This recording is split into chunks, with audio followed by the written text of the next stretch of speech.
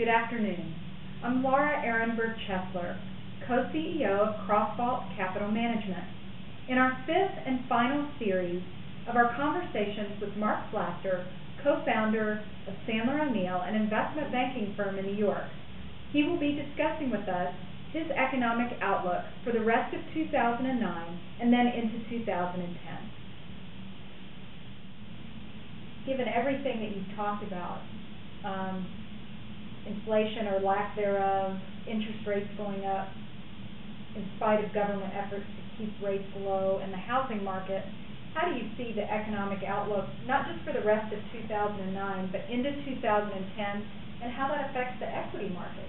Well, the first answer I have to offer is that, thank God, we're in a country that allows for free thinking.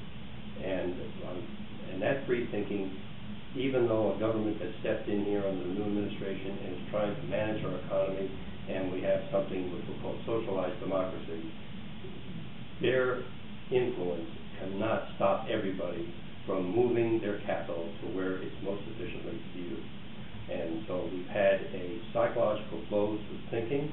We've had a loss of confidence in our markets. We had an administration, both the past one at their last days and the new one in their first days, that attacked every principle that had any money and questioned their altruism and their social moral, and investors flocked away from the markets, just left them all, and we dropped the index from the October of 07, we were at 14,000, and by March of 09 we were at 6, and 6,500, whatever it was, and now it's starting to come back. And what did the government do to help get that back? Well, the first thing they did is they went like that and said, "Oh, thanks, I needed that." And said, well, the stress test was a mistake, and so we have to make everyone pass. We can't say we found something wrong, because that would make it worse. So they passed everybody. And then little by little, they're unwinding some of these, we'll say, Herculean the ropes that they put on financial intermediaries, and they're encouraging people now to believe that our system is working, where things are getting better. And so I suspect that we'll see more coming out of Washington that says that it worked. What we put down worked. You can go back now. The fire alarm is over. You can go back in and go back on the business, back to the playground, and continue to go forward. And once having the confidence or the understanding that some of this overburden is being withdrawn, money will start to find the equilibrium it's supposed to be. And the first thing you could say is, in the end of last year, the first quarter of this year, no bank had raised capital. In the last 3 weeks, the banks raised $100 billion worth of capital. The government laid down some restrictions on paying back cards. They then stepped in the other day and said, "Oh, well, we're going to modify those. You can pay it back today." Okay. So little by little, they're stepping back a little bit. A lot of the things they've done, however, are going to be are game-changing events, like taking over General Motors and some of these ideas they have about healthcare and green ideas for energy. You might end up having Parker Davis put the green dye in all the gasoline, and make everybody happy. I think where we're going. But in general, then, I would say that for the next 12 to 18 months, you're maybe a little bit bullish about the equity market, given that confidence may be restored? As a general rule, yes.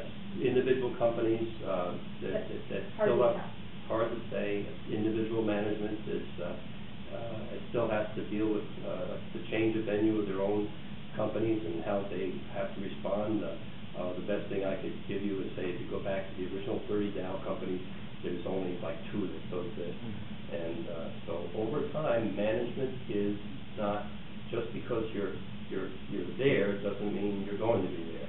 And it's quite a challenge to manage a company today, and it's not a foregone conclusion that just because you're in a business that you're going to stay in that business. And as an investor, you have to understand that.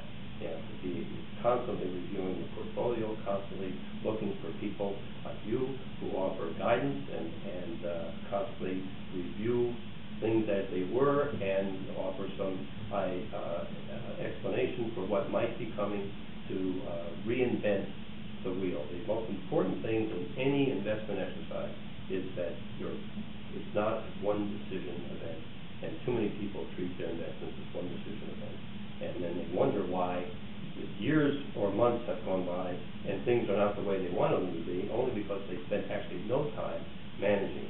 If I have one thing to say to all of your customers and mine as well, and that is that if you work hard to earn the money, you should work just as hard in managing it.